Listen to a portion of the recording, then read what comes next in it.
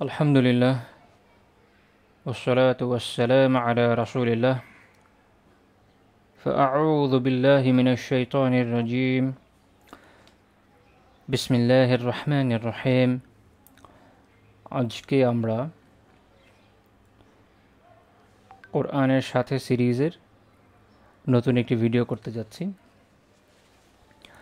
পেছনের ভিডিওগুলোতে আমরা আলোচনা করেছিলাম যে আল্লাহ তাআলা সূরা বাকারার শুরুতে মুনাফিকদের যে সকল বৈশিষ্ট্য উল্লেখ করেছেন সেগুলো কী কী। আজকে আমরা এটার একটা সামারি আলোচনা করার চেষ্টা করব যে এই আয়াতগুলো থেকে সব মিলে আমরা মুনাফিকদের কী কী বৈশিষ্ট্য আসলে পাচ্ছি, যদি আমরা শুধু বৈশিষ্ট্য আকারে এগুলোকে সাজাই যে এই 1 2 3 4 এভাবে নাম্বার দিয়ে কী কী আসে। তো আমরা এখানে এদের 10টা বৈশিষ্ট্য পাই, খেয়াল করলে দেখা যায়। প্রথমটা যদি আমরা খেয়াল করি সেটা হচ্ছে মিথ্যা বলা। এই মুনাফিকদের ক্ষেত্রে আমরা দেখতে পাচ্ছি যে তারা মুমিনদের বলছে আমরা মুসলিম, আসলে ভেতরে ভেতরে তারা তা নয়।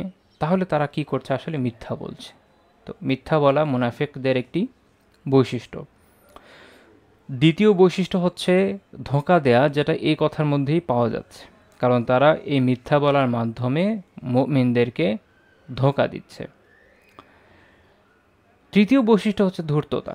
এরা অত্যন্ত ধূর্ত, খুবই চতুরতার সাথে নিজেদের গোমরাহি, পথভ্রষ্টতা, কুফরকে লুক্কায়িত রেখে মুমিনদের সামনে নিজেদের ঈমানের প্রকাশ করার চেষ্টা তারা সবসময় করে গিয়েছে, এবং তারা মনে করেছে যে তাদেরকে কেউ ধরতে পারবে না। তো এরা অসম্ভব ধূর্ত, কিন্তু ধূর্ত হলেও এরা আসলে নির্বোধ। কারণ সাধারণ মানুষের সাথে ধূর্ততা করে পার পাওয়া যায়, সাধারণ মানুষকে ধোঁকা দেওয়া যায়, কিন্তু আল্লাহ তাআলাকে ধোঁকাও দেওয়া যায় না, এবং আল্লাহ তাআলার রাসূলকে ধোঁকা দেওয়া সম্ভব নয়। এটা তারা বুঝতে ব্যর্থ হয়েছে, কারণে তারা আসলে নির্বোধ, এবং ইহকালের কল্যাণের আশায় পরকালের অনন্ত অসীম কল্যাণকে তারা অবজ্ঞা করেছে, এবং এটার কারণেও তারা নির্বোধ বটে। তাহলে আমরা 4টা বৈশিষ্ট্য পেয়ে গেলাম, যে এরা মিথ্যা বলে, ধোঁকা দেয়, ধূর্ত, নির্বোধ। এখন এই নির্বুদ্ধিতার যে বহিঃপ্রকাশ, সেটা দেখা যায় যে যখন তারা মুমিনদের ব্যাপারে এরকম কথা বলেছিল যে আমরা কি যারা সুফাহা, তাদের ভাষায় যারা হচ্ছে বেকুফ এরকম, তো এদের মতো ঈমান আনবে কিনা, এভাবে বলে তারা আসলে সাহাবীদেরকে, মুমিনদেরকে ঠাট্টা বিদ্রূপ করেছে। তাহলে মুনাফিকদের এটা একটা বৈশিষ্ট্য পাওয়া গেল যে তারা মুমিনদের ঠাট্টা বিদ্রূপ করে, এবং এর মাধ্যমে তারা জমিনে আসলে বিপর্যয় সৃষ্টি করে। এটা তাদের আরেকটি বৈশিষ্ট্য যে তারা জমিনে বিপর্যয় সৃষ্টি করে। যদি আমরা নাম্বার দিই, এটা হচ্ছে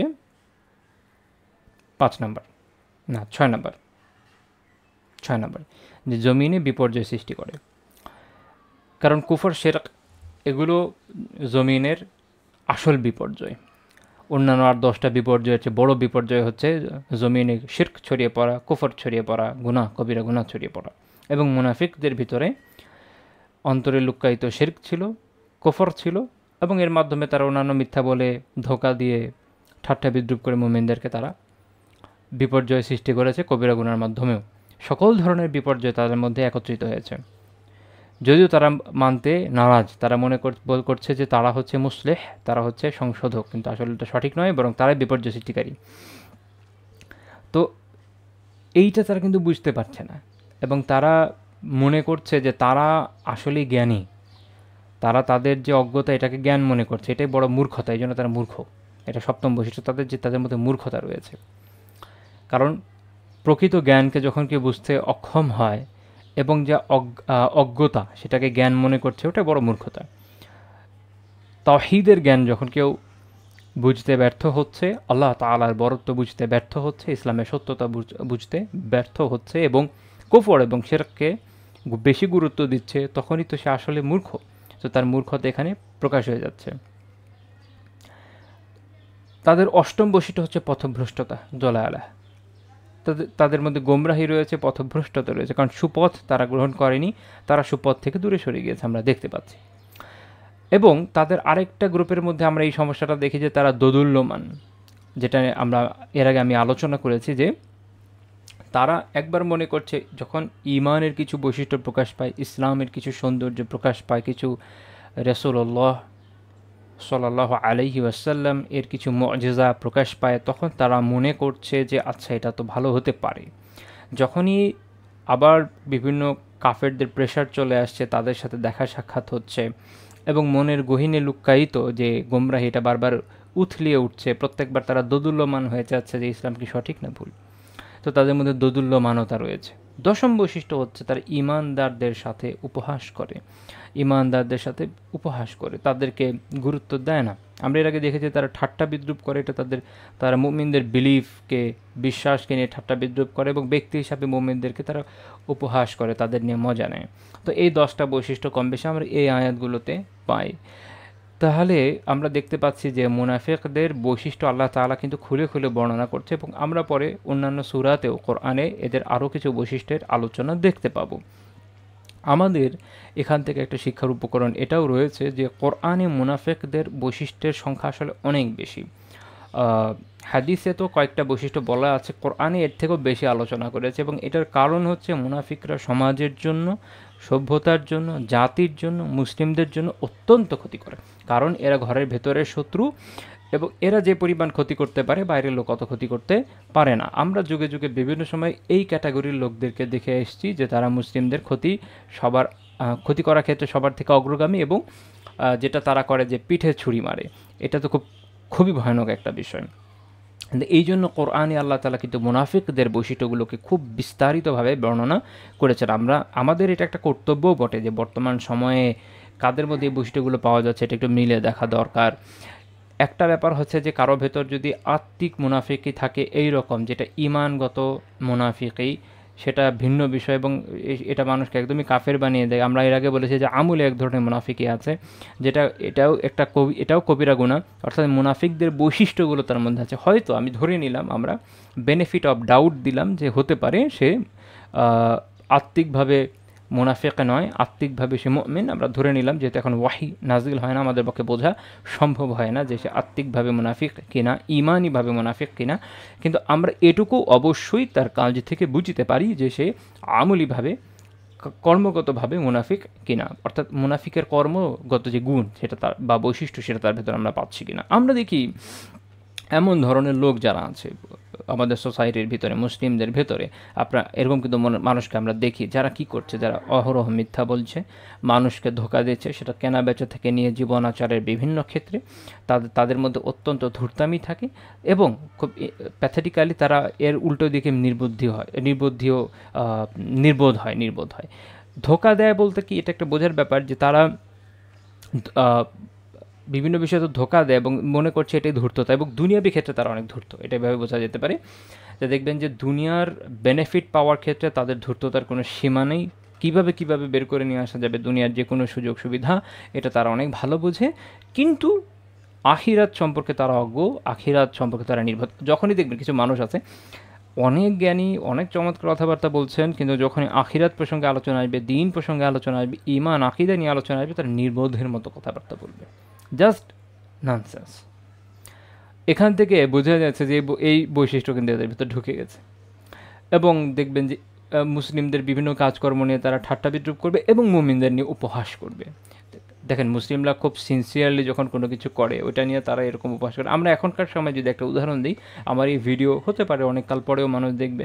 আজকে 14 জুন 2024 সাল, এই এমন একটা সময় আমরা পার করছি যখন ফিলিস্তিনে ইসরায়েল ভয়ানকভাবে আগ্রাসন চালাচ্ছে এবং প্রচুর মানুষ ওখানে শহীদ হয়ে গিয়েছে এবং অনেক হতাহত হয়েছে। এবং এক্ষেত্রে এদেরকে যারা সাপোর্ট করছে, এরকম জায়ান্ট কর্পোরেশনগুলোকে পৃথিবীর অনেক দেশেই, মুসলিমরা শুধু না, কাফের মুশরিকদের বিভিন্ন জাতি, তারাও এদেরকে এখন বয়কট করছে, এবং এটা করা জরুরি। এটা হিউম্যানিটারিয়ান বিষয়, শুধু রিলিজিয়ান দিয়ে বিবেচনা যদি কেউ নাও করে, হিউম্যানিটারিয়ান একটা ক্রাইসিস হিসেবে চিন্তা করে, তাহলেও একজন সাধারণ মানুষ হিসাবে, একজন বিবেকবান ব্যক্তি হিসাবে অবশ্যই এই ধরনের প্রতিষ্ঠান থেকে মানুষের বিরত থাকা দরকার।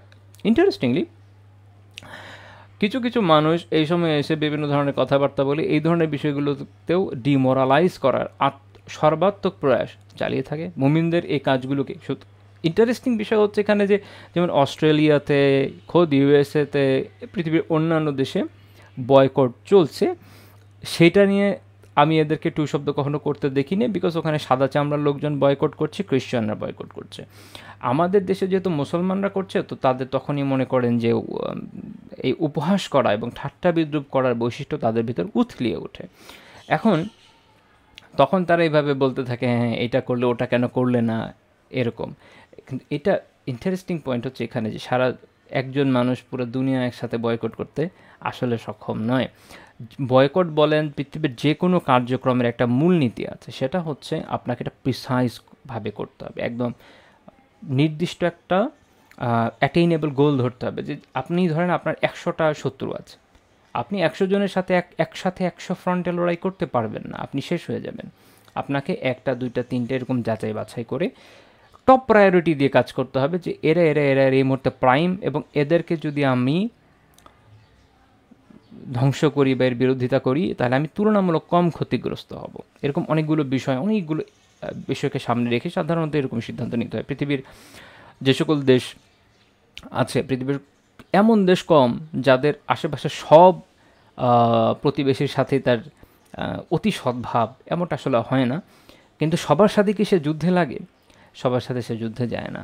সে কারোর সাথে ওই সময় সন্ধির উপরে থাকে, এবং দেখা যায় একটা দেশে যদি 4টা বর্ডার থাকে, 4 দেশ থাকে বর্ডারে, 3 দেশের সাথে সন্ধি করে একজনের বিরুদ্ধে যদি যুদ্ধ করতে হয়, তো সে ওই একজনের বিরুদ্ধে করবে।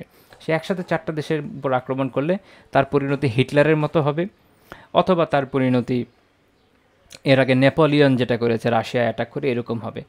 সকল ফ্রন্টে একসাথে যুদ্ধ করতে হয় না, তাহলে আপনি ধ্বংস হয়ে যাবেন। এটা সাধারণ সায়েন্স, যেটা মিলিটারি সায়েন্সের মধ্যে পড়ে, সাধারণ একটা চিন্তাধারা, সবসময় সব দেশের লোকজন এটা করেছে। এবং এই বিষয়ে অনেক সুন্দর সুন্দর আলোচনা আছে। আপনার হয়তো Sun Tzu at the art of war এটা পড়ে দেখতে পারেন, এখানেও আপনি কিছু কিছু হিন্টস পাবেন, এছাড়াও অন্যান্য জায়গায় পাবেন। তা আমি এটা কেন আলোচনা করলাম, দেখেন এখানে পৃথিবীর এত বড় বড় মেধারা মিলেমিশে একটা চিন্তা করেছে যে আমরা কীভাবে, শুধু মুসলিম না, ওভারঅল সারা দুনিয়াতে বড় বড় মেধারা মিলে চিন্তা করেছে যে আমরা কীভাবে জায়নিস্টদের এই বিষয়গুলোকে টেক ডাউন করতে পারি। এবং এরা এখানে টার্গেট স্থির করেছে যে এটা এটা এটা এদের বিরুদ্ধে আমরা এরকম এরকম কাজ করবো। আপনি খেয়াল করলে দেখবেন জার্মানির সম্ভবত 109টা বড় বড় কোম্পানি ইসরায়েলের বিরুদ্ধে ইসরায়েলের পক্ষে বিজ্ঞাপন দিয়ে ঘোষণা দিয়েছে যে এরা তাকে সাপোর্ট করে। সারা দুনিয়াতে 109টা কোম্পানিকে কেউ বয়কট করছে না, বয়কট করছে বড় বড় কিছু জায়ান্ট কর্পোরেশনকে, যেমন নিভিয়া, এরকম কয়েকটা। তো এটা বোঝা জরুরি যে সবাইকে তো আর করা যায় না। কিন্তু দেখেন যখন মুমিনরা এই কাজটা করছে, তখন এরা তাদের সাথে কী করছে, ঠাট্টা বিদ্রুপ করছে, উপহাস করছে। এই সেম বৈশিষ্ট্য আমরা দেখছি ঘুরে ঘুরে আসে বারবার কিন্তু। এবং আমি বলছি না যে এরা তাকাদি বা ইমানিগত মানুষ, আমি বলছি না, বলছি যে যারা এই কাজটা করছে আমাদের দেশে, যারা নিজেদের নামের আগে পিছিয়ে মুসলমান ট্যাগ লাগিয়ে বসে আছেন, তাদের ভিতরে এই বৈশিষ্ট্যটা আমরা দেখছি, যে বৈশিষ্ট্যটা মুনাফিক, দুঃখজনক। তাদের এটা থেকে ফেরত আসা উচিত। তারপর আমরা দেখি যে যারা মুনাফিক করছে বিভিন্ন ক্ষেত্রে, এরা জমিনেভাবে বিপর্যয় সৃষ্টি করছে বিভিন্ন গুনার মাধ্যমে, তাদের ভিতরে আমরা পথভ্রষ্ট দেখি। বিভিন্ন ধরনের পথভ্রষ্টতা হতে পারে, খেয়াল করলে আপনারা অনেক ধরনের পথভ্রষ্টতা এই ধরনের মানুষ মাঝে দেখবেন। এবং এটা ক্রুশাল পয়েন্ট হচ্ছে দোদুল্যমানতা থাকবে, ইমানের উপর দৃঢ় থাকবে না, ইয়াকিন থাকবে না। এবং এখনকার সময় এটা বৈশিষ্ট্যটা এত বেশি ওভারওয়েলমিং। ধরেন কথার কথা, হঠাৎ করে সায়েন্স এমন একটা কিছু ডিসকভার করলো, হঠাৎ করে কোনো একটা দাবি আসলো যেটা আপাত দৃষ্টিতে মনে হচ্ছে কোরআনের সাথে সাংঘর্ষিক বা হাদিসের সাথে সাংঘর্ষিক। তারা তাৎক্ষণিকভাবে ওইটার প্রতি ইমান এনে বসে যাবে, এইটা চিন্তা করবে না যে কোরআন অপরিবর্তনীয়, হাদিস অপরিবর্তনীয়, এটা ওয়াহি থেকে এসছে এবং এর উপর আমার দৃঢ় থাকা জরুরি। সায়েন্স র্যাপিডলি চেঞ্জেবল, এবং গত 100, 150, 200 বছরে তার ডিগবাজি মারা যে স্ট্যান্স, এটার অভাব হয় নাই, অনেকবারই করেছে। সায়েন্স চেঞ্জ হয়, এখন সে একটা অবস্থানে গেছে, কালকে আরেক জায়গায় চলে যাবে। কোনো একটা ধরেন আরেকটা ইন্টারেস্টিং জায়গা হচ্ছে নৃতত্ত্ব, এটা এক আজীব জিনিস। যাই হোক, তো এই বিষয়গুলো যখন আসে, আপনি দেখবেন যে ওদের যে কোনো আলাপ আলোচনা যখন আসে, কোনো একটা কিছু আসলে খুশি হয়ে যাচ্ছে, আরে সায়েন্স যদি এসে বলে যে আমাদের যে জ্ঞান, আমাদের যে বিকাশ, এই সব কিছু কোনো এক্সট্রা টেরিস্টোরিয়ালের মাধ্যমে হয়েছে, তারা মনের সুখে মেনে নিতে রাজি আছে। আচ্ছা, তাহলে বহির শক্তির মাধ্যমে বিকাশ যদি তুমি মানতে রাজি হও, আল্লাহ তাআলাকে মানতে তোমার আপত্তি কোথায়? সেই বহির শক্তি যেটি তার বিকাশকে ঘটিয়েছিল, এটা তো একটা নেভার এন্ডিং প্রসেস। তাকে কেউ তাহলে বিকশিত করেছে, তাকেও কেউ বিকশিত করেছে, তাকেও কেউ বিকশিত করেছে, বিকজ এটা সবাই সৃষ্টি জগতের পার্ট, সৃষ্টি জগতের বাইরের না। মনে রাখতে হবে সৃষ্টি জগতের বাইরের রিয়ালম আলাদা আর ভেতরের রিয়ালম আলাদা। তো দেখেন, এইটা মেনে নিতে রাজি আছে, সায়েন্স ফিকশনের ছাইপাশ গিলতে রাজি আছে, কিন্তু যখন দিনের কথা আসবে মানবে না, দোদুল্যমান। আবার খুব বলবে যে না, আমি I do believe in religion, আমি নামাজ পড়ি, এই যে গেলাম এই, কিন্তু দোদুল্যমান। যখনই সায়েন্টিফিক কোনো ইস্যু আসলো, হিস্টোরিক্যাল কিছু বিষয় আসলো, সাথে সাথে দোদুল্যমান হয়ে যায়। আজকে থেকে 400, 500, 600 বছর আগের ঐতিহাসিক বাস্তবতা যে এখনকার মতো নয়, চিন্তাধারা তখন আর এখন যে এক নয়, এইটা তাদের মাথায় যায় না। এখনকার সময়ে যে কোনো চিন্তাধারা দিয়ে তখনকার সময়কে অনেক সময় জাজ করতে যায়, এবং তখন দেখবেন অ্যাপোলজেটিক হয়ে যায় ইসলামের ব্যাপারে। এই হলো একটা গুরুতর সমস্যা। আমি যদি শুধু দোদুল্যমান হওয়া নিয়ে আলাপ আলোচনা করতে চাই, একটু আল্লাহ যদি তৌফিক দেন, সম্ভাবনা আছে যে এর চেয়ে অনেক লম্বা আলোচনা করা সম্ভব। আমি আপাতত এই পর্যন্তই ক্ষান্ত দিয়েছি, কিন্তু আপনি দেখেন যে আকলমানকে লিয়ে ইশারাহি কাফি হ্যাঁ, আশা করি যতটুকু বলেছে এটা আমাদের জন্য বুঝতে সহায়ক হবে। তো আমরা দেখলাম যে এটা হচ্ছে মুনাফিকদের একদম অ্যাপারেন্ট কিছু বৈশিষ্ট্য, যেটা এই আয়াত থেকে আসছে। এখন আরেকটা পয়েন্ট আমার আজকের আলোচ্য বিষয় ছিল, তো মুনাফিক যারা এই আকিদাগত মুনাফিক, তাদের ব্যাপারে তো রাসূলুল্লাহ সাল্লাল্লাহু আলাইহি সাল্লাম স্পষ্টভাবেই জানতেন যে এরা হচ্ছে মুনাফিক, তিনি জানতেন, এবং তার কাছে তাদের লিস্টও ছিল। তো এরা যে কাফের ভিতরে ভিতরে, এটা তো রাসূলুল্লাহ সাল্লাল্লাহু আলাইহি ওয়াসাল্লাম খুব ভালো মতো জানতেন। তিনি এদেরকে কেন হত্যা করেননি? এটা একটা গুরুতর কথা এবং এটা জটিল প্রশ্ন। তো এইটা নিয়ে উলামায়ে কিরাম বিভিন্ন মত দিয়েছেন যে কেন করেননি। আমরা এটা একটু দেখব ইনশাআল্লাহ তাআলা। ইমাম কুরতুবী রাহিমাহুল্লাহ তাআলা বলছেন যে কিছু আলিম এর মত, আমি প্রথম মত বলবো, কিন্তু কয়েকটা মত বলবো। প্রথম মতটা হচ্ছে ইমাম কুরতুবী রাহিমাহুল্লাহ তাআলা আল জামি লি আহকামিল কোরআনে বলছেন যে প্রথম মত হচ্ছে, কিছু আলিম বলেন যে যেহেতু এদের অবস্থা রাসূলুল্লাহ সাল্লাল্লাহু আলাইহি ওয়াসাল্লাম ছাড়া আর কেউ জানতেন না, অন্য সাহাবীরা জানতেন না যে কে কে মুনাফিক এবং কার কার আত্মিক অবস্থা এইরকম, এই জন্য রাসূলুল্লাহ সাল্লাল্লাহু আলাইহি ওয়াসাল্লাম তাদের উপর মৃত্যুদণ্ড কার্যকর করেননি, বা কুফরের যে শাস্তি, ইসলাম ত্যাগের যে শাস্তি, এটার উপর তাদের উপর কার্যকর করেননি, কারণ বাকি সাহাবারা এটা জানতেন না, যেহেতু মানুষের সামনে অজ্ঞাত ছিল, এজন্য এটা উনি এক্সপোজ করেননি। দ্বিতীয় আরেকটি মত হচ্ছে ইমাম শাফিঈ রাহিমাহুল্লাহ তাআলার। ইমাম শাফিঈ রাহিমাহুল্লাহ তাআলা বলছেন যে যেহেতু তারা বাহ্যিকভাবে ইসলামকে প্রকাশ করেছিল, কিন্তু ভিতরে ভিতরে তাদের নিফাক ছিল, ঠিক আছে, কিন্তু ভেতরে ভিতরে সেটা, আর বাহ্যিক যে প্রকাশটা, এইটা মূলত তাদের যে ভেতরে ভেতরে যে নিফাক, সেটার উপর প্রাধান্য বিস্তার করেছিল। অর্থাৎ বাহ্যিকভাবে যখন কেউ বলবে যে আমি মুসলিম, এবং তার ঈমান ভঙ্গের বাহ্যিক কোনো কার্যকারণ পাওয়া যাচ্ছে না, বাহ্যিক আত্মিক বিষয় না, বাহ্যিক কোনো কার্যকারণ পাওয়া যাচ্ছে না, তখন আর তার উপর মৃত্যুদণ্ড কার্যকর হবে না। কেননা সহিহ বুখারী এবং মুসলিমে হাদিস আছে, রাসূলুল্লাহ সাল্লাল্লাহু আলাইহি ওয়াসাল্লাম বলেছেন, উমিরতু আন উকাতিলান নাস, আমি মানুষের সাথে যুদ্ধ করতে আদিষ্ট হয়েছি, কখন পর্যন্ত?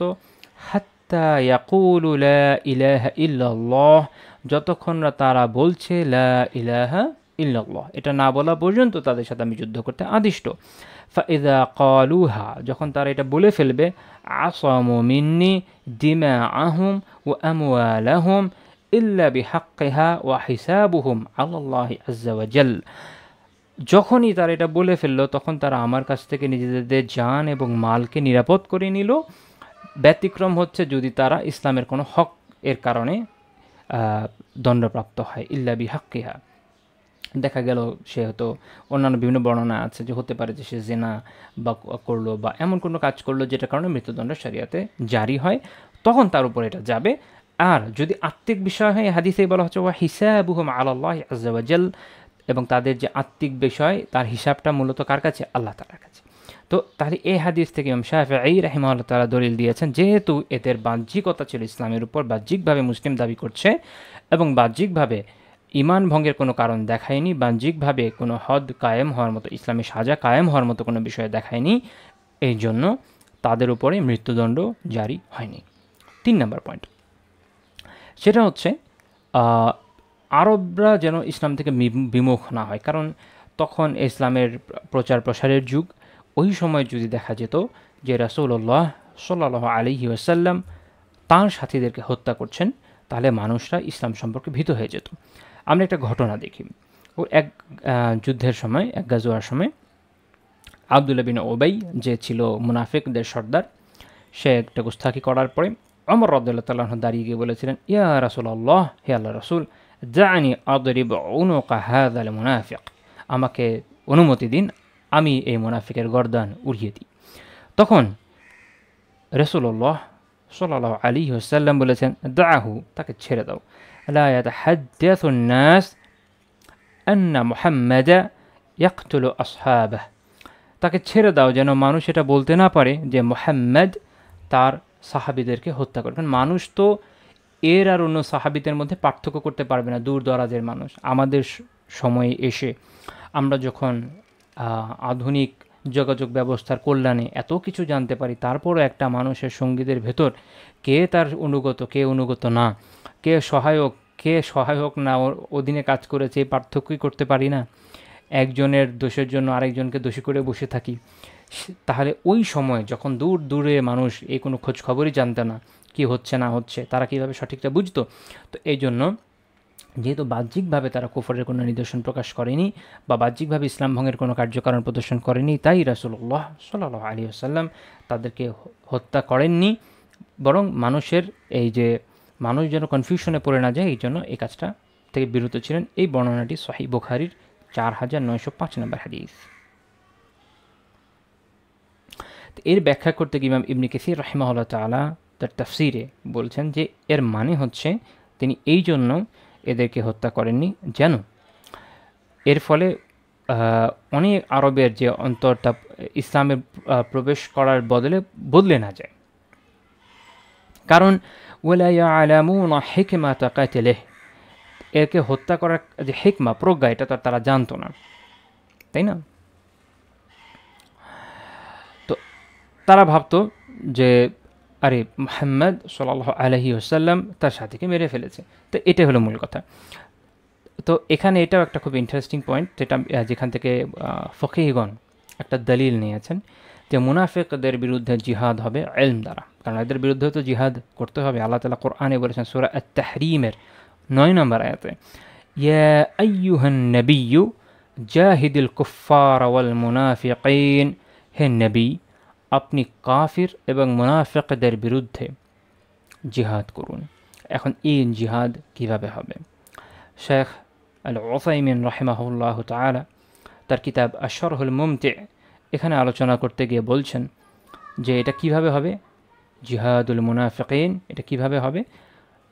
ইয়াকুনু বিল ইলম, তিনি বলছেন এটা হবে ইলমের মাধ্যমে, লা বিসিলাহ, এটা অস্ত্রের মাধ্যমে হবে না। মুনাফিকদের সাথে যুদ্ধের বিধান রাসূলুল্লাহ সাল্লাল্লাহু আলাইহি ওয়াসাল্লাম দেননি, বরং তিনি এই যে আমরা যে হাদিসটা পড়লাম এখানে দেখা যাচ্ছে যে তিনি এদেরকে ছেড়ে দিয়েছেন। তো তাহলে এদের বিরুদ্ধে জিহাদ হবে কীভাবে? এদের বিরুদ্ধে জিহাদ হবে ইলমের মাধ্যমে। সেটা বিভিন্নভাবে হতে পারে, বিভিন্ন আলাপ আলোচনার মাধ্যমে হতে পারে, তাদের ব্যাপারে প্রকাশ করে দেওয়ার মাধ্যমে হতে পারে, যেটা সাহাবারা করেছেন, তাদের বৈশিষ্ট্য বর্ণনা করে অন্যদেরকে সতর্ক করার মাধ্যমে, তাদের বিরুদ্ধে লেখনীর মাধ্যমে, যেটা এখনকার সময়ের মুনাফিকদের বিরুদ্ধে আমরা দেখতে পাই। তো আমরা যে 3টা মত বললাম, এই 3 মতের মধ্যে উলামায়ে কেরাম যে 3টি মত দিয়েছেন, এই 3টি মতের মধ্যে আসলে দেখা যায় যে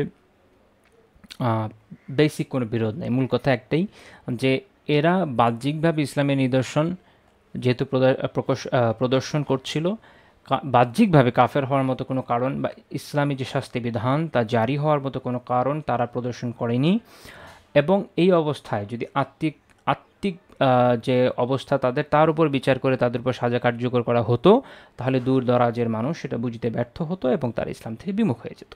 এই কারণেই রাসূলুল্লাহ সাল্লাল্লাহু আলাইহি ওয়াসাল্লাম এদেরকে হত্যা করেননি, বরং এদেরকে ছেড়ে দিয়েছেন। তো আজকের আলোচনা এই পর্যন্তই থাকছে। আল্লাহ তাআলা তৌফিক দিলে আমরা এর পরবর্তী আয়াত থেকে অর্থাৎ 21তম আয়াত থেকে ইনশাআল্লাহ তাআলা পরবর্তী ভিডিও থেকে আলোচনা করব। সুবহানাকাল্লাহুম্মা বিহামদিক ওয়া লা ইলাহা ইল্লা আনতা আস্তাগফিরুকা ওয়া আতুবু ইলাইক।